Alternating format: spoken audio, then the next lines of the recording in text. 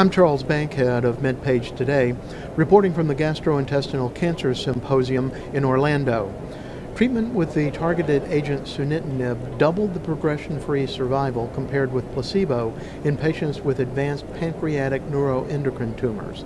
Dr. Raymond of Beaujon University Hospital in Clichy, France, reported the findings. Dr. Raymond, could you tell me what you see as the key message that came away from this study? Because you had a high rate of activity in this, but the majority of it was disease stabilization rather than objective response. So what sort of message do you take away from that type of finding?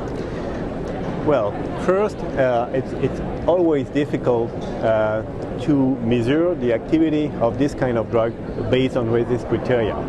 So one may move to other response criteria with this particular kind of treatment. The tumor shrinkage is not the main issue in this disease. What you get is you prevent the tumor to progress. And on the top of that, you may get pain relief or symptom benefit just by killing the angiogenic process that is associated with the tumor progression in these tumor types. So despite the low response rate in terms of RECIST criteria, you slow down the progression and you get a clear-cut benefit in terms of symptoms quickly just by destroying the inner angiogenic process in the tumor.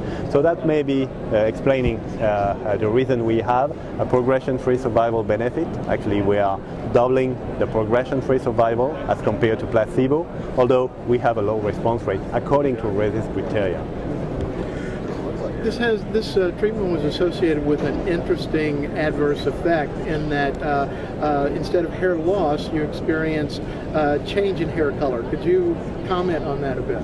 Yeah, I've been describing this first a couple of years ago when presenting the first phase 1 trial with sunitinib. This was something that was clearly unexpected, and I guess this is the first drug that is doing so. So it's not hair loss, so that's a good point. It's just changing the color. Actually, the patient may be informed that they will get gray hair. So actually, this is not a big issue. If you inform the patient prior to the treatment, it's not a real big issue because you can color your hair if you think this is something important and you're not losing your hair. So most of the people are actually managing this kind of side effect with not much problem. From the Gastrointestinal Cancers Symposium in Orlando, I'm Charles Bankhead, MedPage Today.